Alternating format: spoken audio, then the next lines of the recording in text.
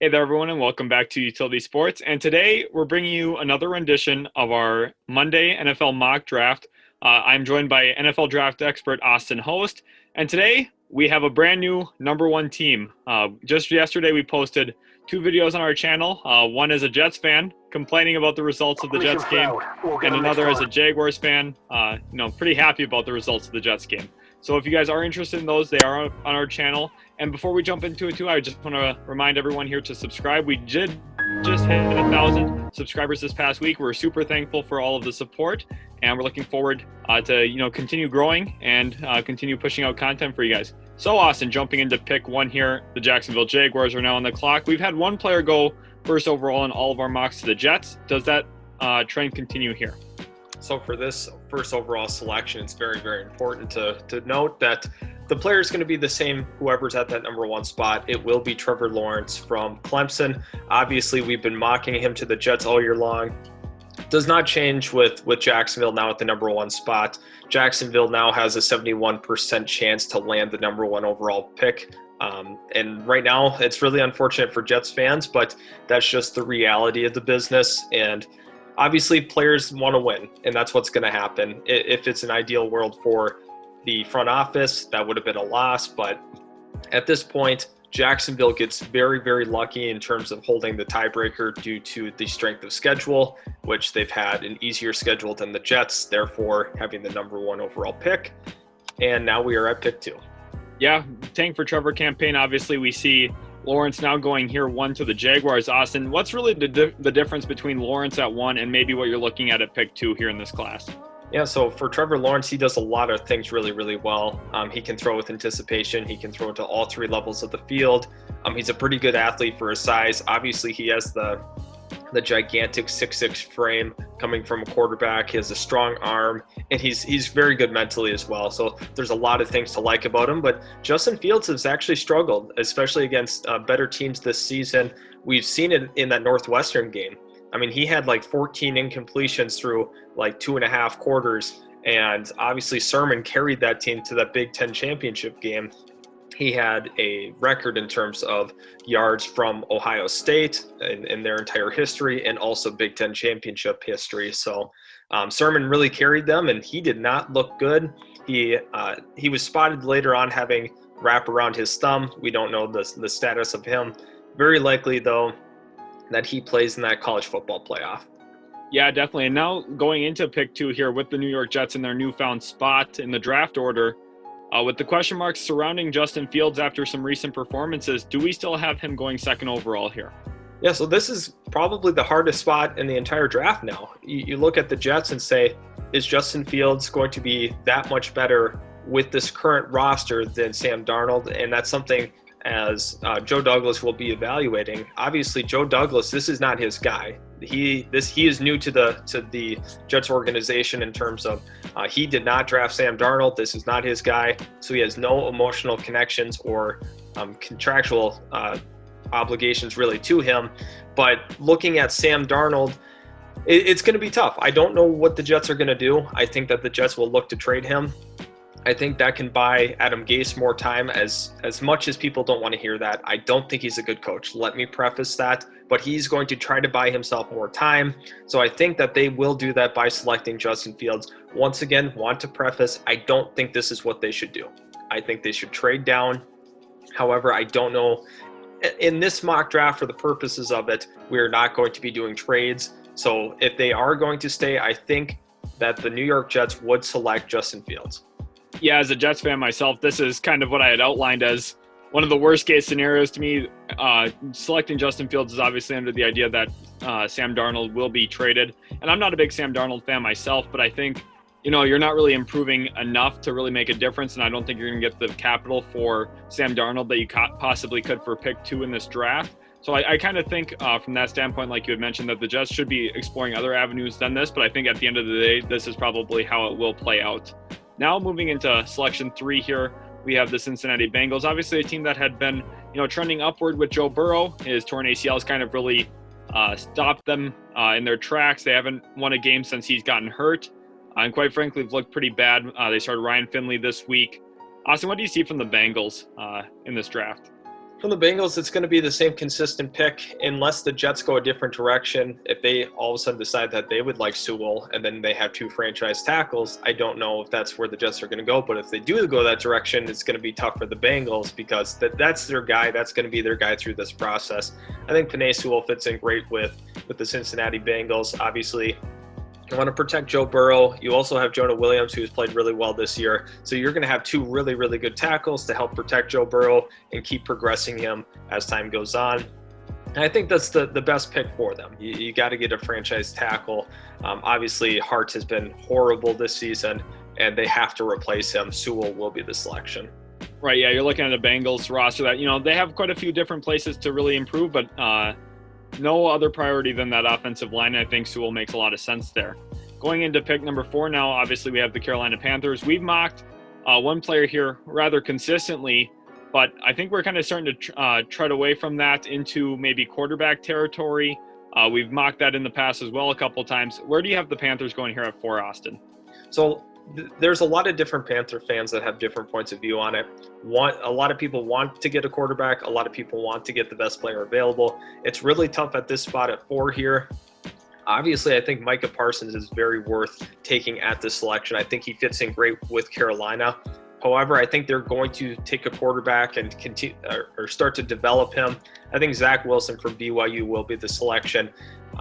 Definitely, they want to keep progressing as an offense. And Teddy Bridgewater just is not the long-term answer. So Matt Rule is going to want to get in on that and get a new quarterback as soon as he can. And Zach Wilson, I think, would be a good fit, even at 4. I don't think they're going to mess around with trade downs. They're just going to take their guy at 4. Yeah, definitely. And now looking at pick 5, this is the highest we've seen the Falcons this year in a lot of our mocks. And quite frankly, they're a team that could be looking to go a few different directions. I think edge is the one position that we really see as the big need for them. We've been mocking Kwity Paye there to them, but now at 5 with them jumping up, do we have them going with a different edge rusher or a different position altogether? Yeah, so for the Falcons, it remains the same. The biggest issue for them has been the ability to get after the quarterback, in particular the edge spot. Now they're getting the better of the 2 edge rushers at the top. Gregory Rousseau would be the selection for them. We've seen a lot of Kwity Paye in our mock drafts because they've been hanging around that 7 to 9 range. But I think for Atlanta, it should be a main priority to go ahead and get Gregory Rousseau because you have to improve that edge spot as a whole. Yeah, definitely. We've seen them try to address that in years past. We went out and got Vic Beasley, brought in Takk McKinley a few years ago, and now getting Rousseau, I think that's a lot more of a stable, steady edge rusher for them and someone who's going to be an impact player right away coming in his rookie season. Now into pick 6, we have the Miami Dolphins. Just knocked off the New England Patriots today. Eliminated the Patriots from the playoff hunt. And here's the pick from the Houston Texans all the way up to pick 6 from that Laramie Tunsil deal. Obviously, that deal is paying a lot of dividends for Miami, gave them a lot of draft capital, draft flexibility. Where do you have them going at 6 now at this point? So for Miami, I think that they would look at wide receiver. Obviously, Jamar Chase is sitting here. A couple other nice guys like Devontae Smith and Jalen Waddle. But I think it really makes sense in Brian Flores' system to go with Micah Parsons. He gives you a lot of versatility at the linebacker spot, has the ability to rush the passer. He can play in coverage. He can stuff the run. He's an all-around great linebacker. Really unfortunate that he had opted out, because I think he would have been one of the best players in the country this year. And I think physically he has all the tools to be a great linebacker, especially in Miami, a team that's up and coming. I like that selection for Miami at 6. Right, with 2 selections here in the first round, Miami has the ability to go out and grab one of these top guys and also come back later, maybe address offense, which we'll see later in the draft. Now at pick 7, we have the Philadelphia Eagles, a team like you had mentioned about the wide receivers in Miami, that's probably the biggest need there. They showed a graphic today in the game against the Arizona Cardinals that their 3 leading receivers have less yards than DeAndre Hopkins this year. All 3 of those guys combined. Is wide receiver the move here for Philadelphia with Jalen Hurts at QB? Yeah, I think that you have to continue to develop Jalen Hurts however you can. Obviously, you have Rager, and you want to add another big piece to that, and Jamar Chase can do that. He can stretch the field. He can run every kind of route in the route tree. He's a dynamic playmaker. And obviously, his body has less miles on it, considering that he did not play this year. He had an opt-out. So I still think he would have been the top receiver in the country had he played. I know a lot of people are really, really high on Devontae Smith now after what they've seen. But we cannot forget what Jamar Chase did last year. And we saw, Right. obviously, with Justin Jefferson this season, he's been great. And the crazy thing is, Jamar Chase was better than Justin Jefferson last year in terms of at the college level. I think Jamar Chase should be the selection for the Eagles. Yeah, we saw the Eagles pass up on Jefferson last year. This year, they do not pass up on that LSU receiver, grab Jamar Chase here in our mock draft. And now on to NFC East rival, the Dallas Cowboys. They're on a 2-game win streak at this point, find themselves drafting 8th here now, but we might be mocking the same player to them that we've been mocking at 4 earlier on in the year. Does that stay true here, Austin? Yeah, for Dallas, obviously it would have been nice if they would have had the higher selection and then they were able to trade down kind of at this 8 range and then take a guy like Surtain, like we've been mocking him. You still get your guy, but at the later spot, you could have accumulated some picks. I like Surtain here. I think the fit's great with Dallas. Have him opposite of Trayvon Diggs. And I think, Dallas would be trending in the right direction with this pick. Got to keep improving the secondary. And Surtain, a sticky man-to-man guy, definitely does that for a team. Yeah, definitely looking at a restructured secondary there. Obviously, the loss of Byron Jones has kind of shown a multitude of sins there in Dallas this year. Obviously, he had been kind of covering some of their flaws, and now Trayvon Diggs, his rookie year, hasn't, necessarily lived up to it quite yet. I think he's got a lot of potential, though, and now getting Surtain next to him is a really strong duo out on the outside. Now, pick 9, we have the Los Angeles Chargers. Obviously came up with a Thursday night win over the Las Vegas Raiders. Justin Herbert played really well that game, and he continues to shine in his rookie season. Where could we see the Chargers looking? Are they going to look to build around Herbert offensively or maybe address some of their defensive needs? So I know a lot of people do want the Chargers to take a tackle. I do think that's very important. I was back and forth on this myself in terms of where I think they will go. I think they're going to really prioritize the defensive line here because Melvin Ingram's contract's up. I don't think he'll be back next year. I think his cap number is going to be a little bit too big for them as a whole. So I see Kwity Paye as a guy that really fits in with the Chargers. Obviously, we've been mocking Rousseau for the longest time here. Now that they fall back in the draft order, I see the Chargers still staying with that edge rusher, but I also see a pathway where they do take a tackle. It'd be kind of interesting to see if they move down a little bit, take a tackle still, and accumulate more picks. But as it sits right now, because we are not moving in this draft, we are going to have them go with Kwity Paye at 9. Right. Just like you said there, too. Obviously, this mock has been quite a bit different than some of our recent ones with kind of the motion of some of these teams when they, jockey for positions basically here in the draft order. And that's why we haven't been doing these trades, because now we're seeing the Chargers picking 5 spots below where we've had them before. And just quite a bit of stuff moves around. So once the end of the year comes, we'll obviously be having some mock drafts with trades to kind of, see where some of these players might fit better and what teams might have to make a move in order to get the guy they want. But now here at 10, we have the Detroit Lions. Obviously last year had the 3rd overall selection, took Jeff Okudah. Cornerbacks probably not on the docket here for them at this point, but could they be looking outside on the offensive end of the field? Yeah, so for Detroit, once again, I do want to preface that there are some people that want Matt Stafford gone. Obviously, we don't know who the head coach or the general manager will be going into next season, and we're going to have to let them kind of figure out what they want to do with their team. But looking at it from the standpoint of Marvin Jones is in his contract season, and obviously they're going to need to replace that if they cannot re-sign him. And you could take the second best wide receiver in the country right now, slot him into that offense, and he would be a dynamic talent for the Lions. Really adds game-changing ability on the outside. And obviously having DeAndre Swift is another great weapon. He's really showed out. It's good to see him get more carries, more touches in general. So adding another dynamic piece would really help out Matt Stafford. Devontae Smith will be the pick from Alabama. Right, we have a wide receiver going here, and like you had mentioned, some Lions fans really do want to see a quarterback go. And with the Jets falling to pick 2 here, taking Justin Fields, we see Sam Darnold, on the market. That kind of hurts Matthew Stafford's possible market. Some of his suitors, we could see a team like Indy maybe pursue Sam Darnold over Matthew Stafford for long-term longevity there, which makes a lot of sense. Now into 11, we have the San Francisco 49ers, a team with their own quarterback questions. Obviously, Jimmy Garoppolo does not have a lot of dead money if they move on from him. Do we have the 49ers going quarterback, or are they bulking up that defense? We're going to be under the assumption that the 49ers want to go in a different direction from Jimmy Garoppolo. We're going to assume that he is kind of at the end of the season. So that leaves the 49ers without a quarterback. I do see if they do keep Jimmy Garoppolo where they could go corner here.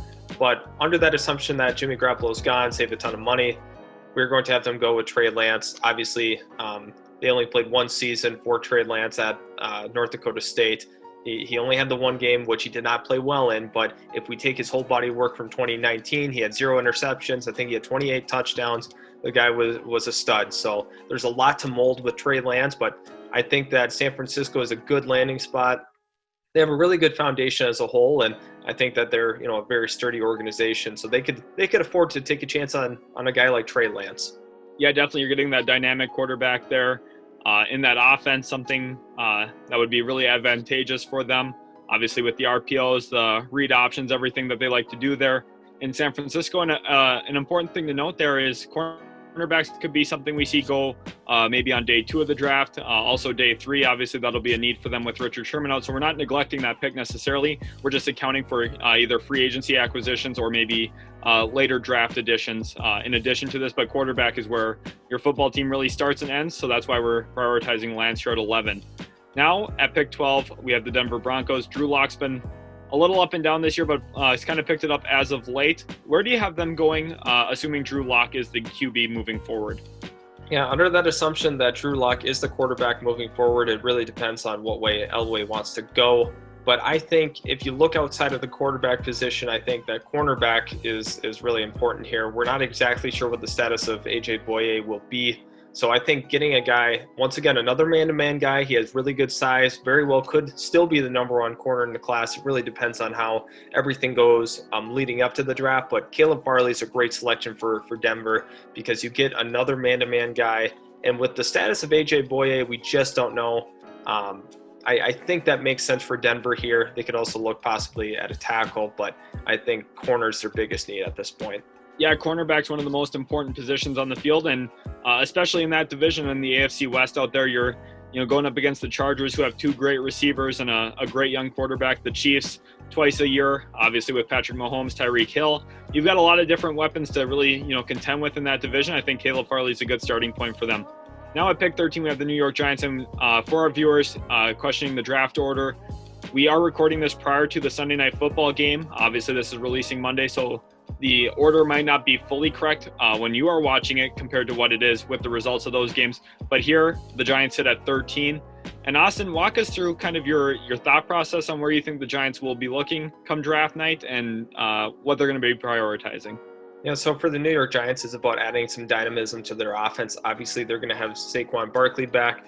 For the Giants, it's all about making sure that Daniel Jones is your franchise quarterback. I think they really believe in Daniel Jones, and I think there's a couple options that we have here. We have Jalen Waddle, obviously a dynamic receiver from the University of Alabama, had an injury all year, so he was not able to showcase his talents. And Kyle Pitts obviously had a phenomenal year at the University of Florida. I think they could really look at both spots here. It depends on what happens with Evan Ingram, but I think they need to add a receiver and to help aid the progression of Daniel Jones, and that's going to be Jalen Waddle is the selection. You get a dynamic receiver, really good with run after the catch. He's just a complete speedster, and he lives in the short to intermediate routes. So I like Jalen Waddle here for the Giants at 13. Yeah, definitely. The emphasis on trying to help Daniel Jones progress as a quarterback, that's something I can see Dave Gettleman really prioritizing, getting that speedster like you had mentioned and kind of filling out that receiver room a little bit more. Jumping into 14 now, the Minnesota Vikings, obviously a disappointing loss to the rival Chicago Bears today. Obviously, in that game, Justin Jefferson did have a remark about Kirk Cousins on the field. Do you think quarterback is possibly in the cards here for Minnesota, or do you have them going elsewhere?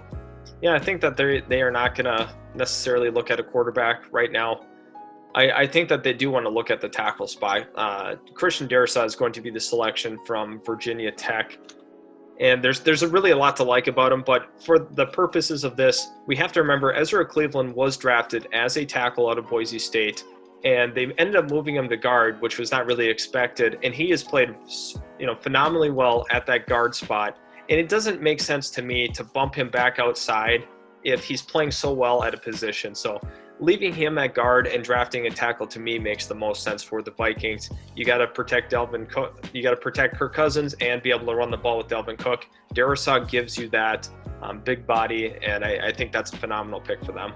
Yeah, you're looking at a big improvement there. Obviously, getting that franchise tackle to protect Kirk Cousins. They paid him quite a bit of money on his extension, and also they just had extended Dalvin Cook as well. So you're making a further investment on those two players by giving them a tackle, a player to run behind, and a player for pass protection. I think that makes a lot of sense. Now into 15, we have the New England Patriots. They were just eliminated from the playoff hunt, like I'd mentioned earlier. And there's one player who we kind of both see as a top 10 player in all of the draft here, still on the board at 15. Is that where you have them going? For New England, I think it makes a lot of sense for whoever the next quarterback is to have a dynamic playmaker at the tight end position. Josh McDaniels' offenses have always been, very, very consistent when they have a great playmaking tight end. Obviously, we've seen with Rob Gronkowski, but getting a guy like Kyle Pitts, who's one of the better prospects in this class, and in our opinions, he is a top 10 player for sure.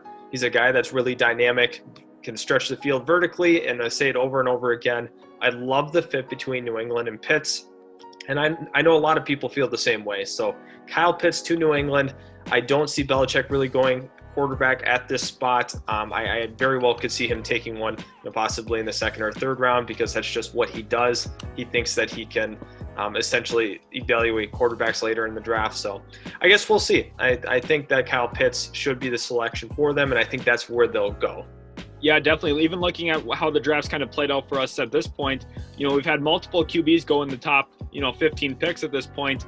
Maybe Bill Belichick's looking into a Jimmy Garoppolo, possibly a Sam Darnold in division trade, something that's pretty rare in the NFL, but could happen.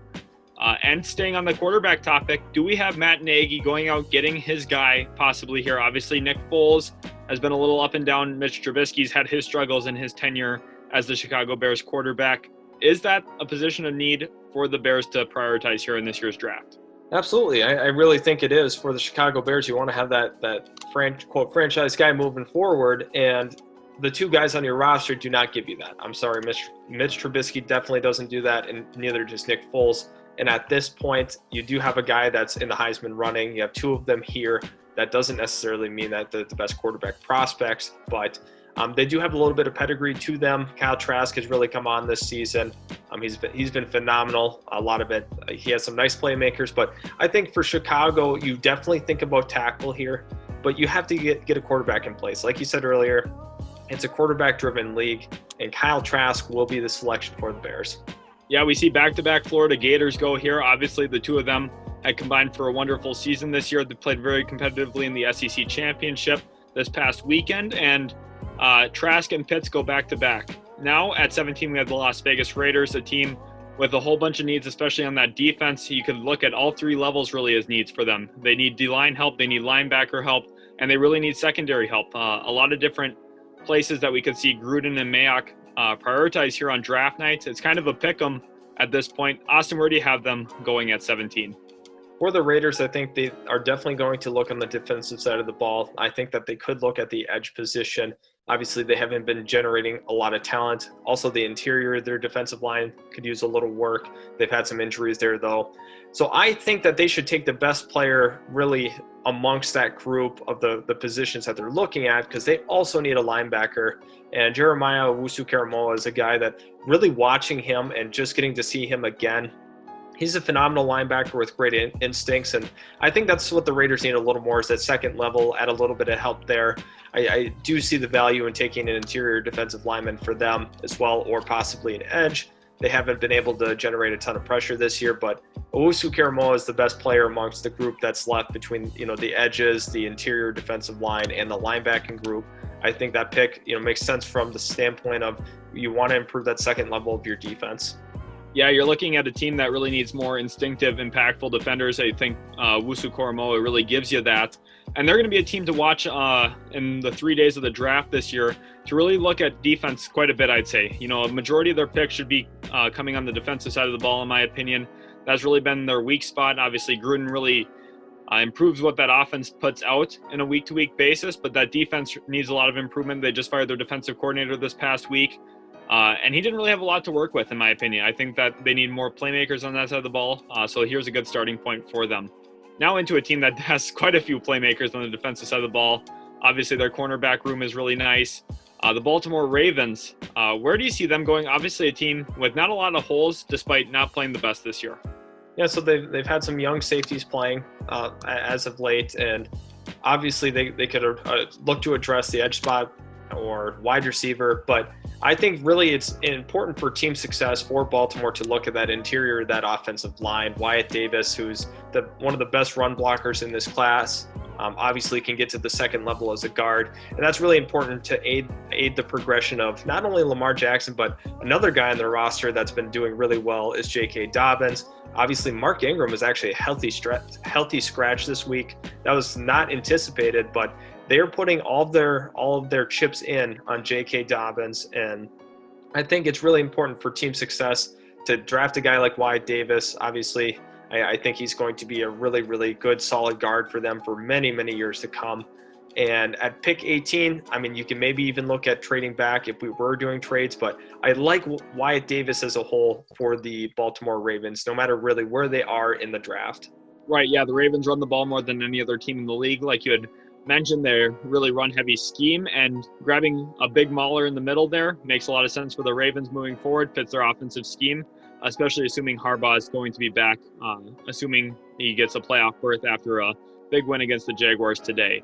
Now, at 19, we have the Washington football team, a team that's really played themselves into a playoff spot. Had a really impressive win over the Pittsburgh Steelers. Chase Young's looked really great as of late, and I think that they're a team with a lot of momentum, although they've kind of played themselves out of the high-end quarterback range. Is quarterback still in the docket here at 19, or could we see them address a different position? Yeah, for Washington, it looks like they probably will be that team coming out of the NFC East, which makes it a little more difficult because now you're a divisional winner, you're a playoff team, you get pushed out of that top tier of quarterbacks. So now if you're Washington, you're sitting there looking at it. Do we believe in Dwayne Haskins? Do we believe in Alex Smith? Do we believe in quarterback X off of free agency, which could be a Jameis Winston? And I don't really think those are suitable options for the Washington football team. So I do think that they would go quarterback, just because I don't know if they believe in the guys that they have currently on their roster or what they could look at in free agency or even later on in the draft. I think they're going to go with another potential Heisman winner here, Mack Jones. He's played so well this season with Devontae Smith. He's definitely a guy that's a capable NFL quarterback. It's a little unfortunate for Washington having to fall this far, but they've had really good team success as a whole. They played a close game with Seattle this week, so that was impressive. But I think that they will go still quarterback despite some of the top guys going off the board pretty early in the draft. Yeah, looking at Mack Jones here, he's a guy that almost nobody would have had in the first two rounds even coming into this year. He's really played himself into, a likely first-round pick at this point. Obviously, here on the predictive board, they had him ranked 62nd. That's not really indicative of kind of where he's played this year. Like you had mentioned, he's in that Heisman race. Could even be considered the Heisman frontrunner at this point. He's going to be in the college football playoffs here for Alabama, who's the 1 seed.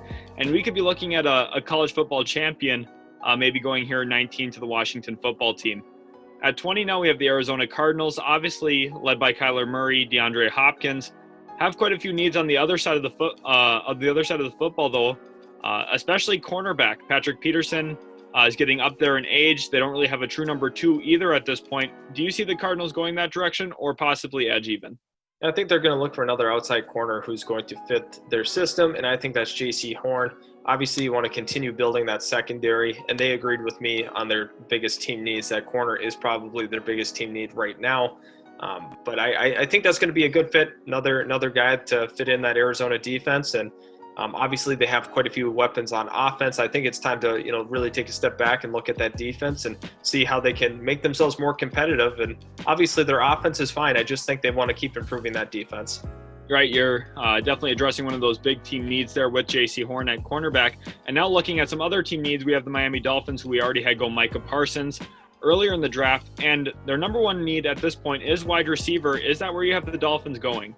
Yeah, so there's one of two places I think that they could look here at this selection. They can look at a wide receiver. There's a really, really nice wide receiver from the University of Minnesota and Rashad Bateman sitting here. We also have the dynamic running back Travis Etienne, who really gives you a lot in terms of what he can do as a rusher and pass catcher. I think that Rashad Bateman will be the selection. I know Miami fans really want a guy that's more suited for the slot, but I think Rashad Bateman could coexist in an offense with Devontae Parker. I know that, they want a guy like Jalen Waddle preferably, but I think Rashad Bateman still fits in really well with Miami. I understand that they do want a slot guy, quicker guy, but Rashad Bateman's a big play receiver. And, to be quite honest, I think he would have been a top 15 pick had he opted out before the season. Rashad Bateman will be the pick here at 21. I do see a pathway where Etienne could be selected, but for me right now, I'm feeling Rashad Bateman. Right, you're looking at really improving that receiving core for Tua Tagovailoa, who they took last year in the first round. And now at this point, getting Bateman gives him a weapon. Obviously, at this point, they're kind of running back by committee. Gaskins played pretty well for them. Sullivan Ahmed had over 100 yards today from scrimmage. So they're kind of, not really set at running back long-term, but they've got a collection of backs that can maybe fill in the job short while. And maybe, they have other assets too that they could maybe use to get back into the first round if they did want to target a guy like Etienne later on. Like you had said, though, 21 is kind of high for running backs with what we've seen in more of the common era at this point. Now into 22, we have the Tampa Bay Buccaneers. Obviously a team with Tom Brady that should be all in on winning. I think a lot of their moves are going to be generated around the salary cap. Austin, walk us through who you have them going here and kind of the implications behind that selection. Yeah, so I really thought long and hard about a tackle going here, but Donovan Smith is under contract going into next year, so I'm going to kind of opt against that. I do think interior offensive line is definitely an option here, but we have to, if you're Tampa Bay, you have to make sure you plug up any holes that's left by free agency. And Ndamukong Suh is a guy that's going to command a little bit too much money, and he's going to be a little out of their price range because he is in his contract season. Jay Tufele is going to have to be the guy that steps in. Obviously, Tampa's run defense has been really, really good this season, but losing Ndamukong Suh really hurts you, obviously. So you got to play to your strengths. You got to get a guy that will be able to kind of slot in where Ndamukong Suh was at a much cheaper price. I think Tufele would be the pick for them. Yeah, controlling the line of scrimmage on the defensive side of the ball is something very important for the Tampa Bay Buccaneers, and Tufele is going to come in, fill in the void probably left by Ndamukong Suh in free agency, and that I think makes a lot of sense. The Buccaneers, you're trying to save pennies on the dollar. Tufele is going to come in, save you some money, give you long-term flexibility with the cap, because who knows, Tom Brady is under contract through next season as well, but perhaps they want to work out an extension with him. I know he's a player that said he wants to play well into the mid-40s, and he is possibly able to do that. So Tampa is going to be looking to save some money long-term. Now, 23, we have the Cleveland Browns, a team that has been playing really hot lately. Obviously, had a close loss this past week to the Baltimore Ravens, but they've been clicking on all cylinders, and who knows, by the end of tonight, maybe they'll have had a win over the New York Giants. Where do you kind of have the Browns going at 23? Yeah, I do think they actually have it nailed for the team needs in terms of linebacker and edge being the top two. I think that they would opt to select an edge based off of how the board's played. I think Joseph Osai, a guy who's able to rush the passer, force fumbles, I think he makes a lot of sense to put opposite of Myles Garrett. Obviously, Olivier Vernon is in his contract season. Likely he won't be back. You have to get a guy that can also rush the passer, and Osai gives that opportunity for the Browns to get a guy that can be opposite of Myles Garrett. So I think that's a good selection, and Cleveland definitely would be thinking long and hard about linebacker too, but I think they would opt to go edge. Yeah, you see here, Osai is going to take some of the attention away from Myles Garrett, one of the most dominant pass rushers in the league there, and really open up the game for him maybe a little bit, see less double teams. Even saw a triple team a couple weeks ago. I'd seen that. Now Osai is going to go in there, kind of balance out that pass rush for them a little bit.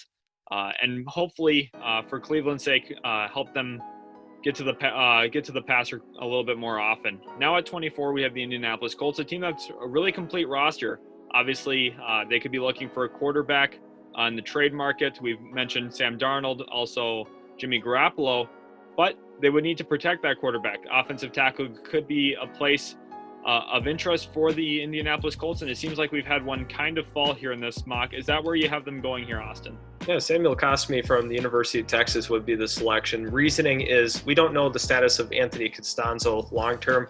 We don't know if he's going to retire. Not really sure where that's all going to go. So I think you have to really have an insurance policy in case he decides that he wants to be done. So Cosmi will be the pick. He definitely could go higher in this draft, but I think getting him at 24 ahead of a team that also needs a tackle makes a ton of sense, and that's probably their biggest need right now. Yeah, definitely. Now jumping into 25, we do have that team that needs another tackle. Again, picking in front of the New York Jets here. And at pick 25, you should be looking to probably be protecting Trevor Lawrence or possibly getting him a weapon. Those seem to be the two possible pathways for the Jacksonville Jaguars at this point. Which way do you have them going? Yeah, so I think that they do have enough weapons around him, I guess, right now. They do have James Robinson at running back. They have a couple of nice receivers in DJ Chark and Laviska Shenault. So I think they're probably okay for now, but I think the big need is Cam Robinson has not done very well at tackle. So they're going to have to draft another tackle in this class, especially in the first round. I think that's really important. Rashawn Slater from Northwestern, who's been a nice consistent tackle there. I think that makes all the sense in the world to protect Trevor Lawrence under the assumption that they do still land Lawrence. Now moving into the biggest losers of the day, the New York Jets, obviously with their win over the Los Angeles Rams, had lost out on the first overall pick, which ended up being Trevor Lawrence to the Jacksonville Jaguars in this mock. Ended up grabbing the Ohio State quarterback at 2. And now at 26, I think defensively could be a real position of need. Also running back, we kind of saw a lot of Frank Gore today, Ty Johnson. They have quite a few needs on the offensive side of the ball as well. Which direction do you really see the Jets going here at this spot? Yeah, I think you would agree with me. Cornerback is definitely a positional need. I think that the Jets have had some issues at corner the last couple of years. And to be quite honest, I think Eric Stokes kind of fixes that. Once again, a grabby man-to-man corner, but nevertheless, he is a man-to-man corner. That's how the Jets love to play. They love running man, and they love being physical from the cornerback spot. So Eric Stokes is going to be my pick here. I think the Jets have kind of let the cornerback position go, try to put in guys that they think they can develop, but they've had some issues there. So Eric Stokes at 26 is definitely where they should go and where I think they will go. Yeah, in that division, you need to be addressing that cornerback position. Stephon Diggs is a problem for the Buffalo Bills. We saw the Miami Dolphins grab Rashad Bateman this year. Also, Devontae Parker's a problem out on the outside. And the Jets really need that outside cornerback presence. Eric Stokes gives you that at 26. And I think cornerback is perhaps the biggest team need even for the New York Jets. Really looking at their roster, obviously quarterback early makes a lot of sense, but being able to grab a corner here in the back end of the first round is a big need for them, and I think that's the perfect fit there in New York. Now jumping into 27, we have the Tennessee Titans, a team that has probably one really glaring need at this point. The rest of their roster is really filled out. Austin, walk us through what that glaring need is and kind of which direction you see the Titans going. For the Tennessee Titans, they've had a lot of issues trying to rush the passer. I mean, they're very solid defensively, don't get me wrong, but I would like to see a little more sack numbers generated. They're one of the last in the league in terms of sacks per game stat. So I think Tennessee should be definitely looking at an edge at this point. We are going to look actually at Azeez Ojulari from Georgia. I think he slots in nicely opposite of Harold Landry. And I think that's a good pick for them. And Tennessee's going to want to continue to build their defense. I can see a pathway where they would want to go possibly receiver. But at this point, I think Azeez Ojulari is the biggest need to address on that defense. Yeah, we see back-to-back Georgia defenders going here 26 and 27. I think, like you had mentioned, that edge rusher position is the biggest need. They went out and got Jadeveon Clowney right before the season started. That signing hasn't really quite panned out with his injury. And just quite frankly, they haven't generated the pressure that they needed to out of their edge position. So here we have them addressing that at pick 27. Now, pick 28, we have the Buffalo Bills. Like I mentioned, Stephon Diggs has really blossomed this year as one of the top receivers in the game. Josh Allen's really taken strides forward with that receiving trio that they have there. And quite frankly, that defense is pretty strong too. Not a lot of needs there under Sean McDermott's Bills. Where do you have them going at 28? So for Buffalo, I think it's just improving the linebacking core. Zaven Collins has been a big reason why Tulsa has had their best season since 2008. Obviously, they were ranked this year. They've made a lot of strides, and he's a big reason why. I think for Buffalo, getting another linebacker, just getting a little tougher on defense, it's going to be really good for Leslie Frazier in that defense. Zaven Collins is the selection. Yeah, I definitely think you nailed it there. Just kind of bulking up the middle of that defense a little bit. That makes a lot of sense for their perspective in the division as well.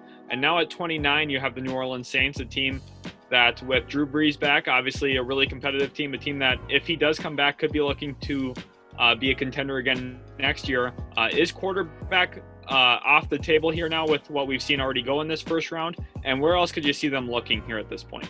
Yeah, so I thought that under the assumption that there would be a quarterback here, they were a big landing spot for a quarterback at the end of the first round, considering that you do get a fifth-year option with being a first-round pick. There's no quarterbacks here to me that would be worthy of selecting at 29. So we're going to go ahead and address the cornerback situation. They can go with Shaun Wade. To be quite honest, I think he slots in perfectly as their slot corner for New Orleans. A guy that was as a consensus top 15 player before the year started. He's had some struggles throughout the year, but I think Shaun Wade at 29 makes a lot of sense. And that New Orleans team is extremely talented up and down the roster, one of the best rosters in the NFL, obviously. Shaun Wade adds to another talented group of corners. Right, and Wade has a shot here now in the college football playoffs, gets a matchup with Clemson in the first round of the college football playoffs. Maybe he shows out a little bit and buys himself back some of that stock that he's lost this year.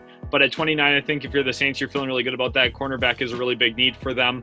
And you're really addressing that well with a guy who has, maybe higher potential than a lot of other picks down here in the back end of the first round. Now at pick 30, however, we've mocked this a couple times to the Pittsburgh Steelers. They've moved up a couple spots after some recent losses. But I still think this pick makes a lot of sense for them. Replaces something long-term that they won't have to pay. Austin, what pick is that? So that's going to be Travis Etienne. We had mocked Najee Harris, but with how the board fell this time around, they are going to go Etienne, a guy that can catch the ball out of the backfield. He's a really tough runner, elusive runner. But for Pittsburgh, you have to kind of replace what you had in Le'Veon Bell. They thought James Conner was the for sure long-term replacement. Obviously, he's not worked out. He hasn't panned out exactly how they had thought it was going to work. So getting a dynamic running back like Etienne is something they're kind of missing in their offense. So Pittsburgh with Etienne at 30. Yeah, and moving into pick 31 here now, we have a team in the Green Bay Packers that needs some outside presence both on the offensive side of the football and the defensive side of the football. Obviously could use a number 2 wide receiver there. Marquez Valdez-Scantling and Alan Lazard are a little inconsistent when it comes to number 2 options behind Devontae Adams. And on the other side of the football, obviously you have Jair Alexander as your number 1 lockdown, shutdown corner, but they could really use a number 2 on a week-to-week basis. We've seen some of their division rivals take advantage of that, like the Minnesota Vikings with Adam Thielen and Justin Jefferson. Which side of the ball do you have them going, and do you have them taking an outside presence? Yeah, I think that they will look at the cornerback spot. I think Darian Kendrick will be the selection from Clemson. He's been really, really consistent at Clemson so far. But Darian Kendrick, I think, makes a lot of sense for Green Bay in the sense of getting another quarterback. Like you said, obviously you have Jair Alexander, but you would like to see another outside presence. And I think Kendrick does give that to the Packers, gives another playmaker on the defense. And I do think that the idea of drafting a wide receiver at that spot makes sense. But for this mock draft, I did want to go corner for them. I think that's where they would go. I think they'd feel like there's a couple of guys in the second round where they can go from here to their pick again. There's a lot of fluidity in terms of the wide receivers at this part of the draft. Obviously, there's one wide receiver yet I think is first round worthy, and that very well could be our next selection.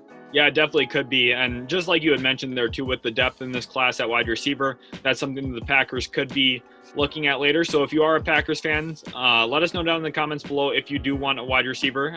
Possibly could be coming in a different mock later on. And jumping into our final pick here, we have the Kansas City Chiefs.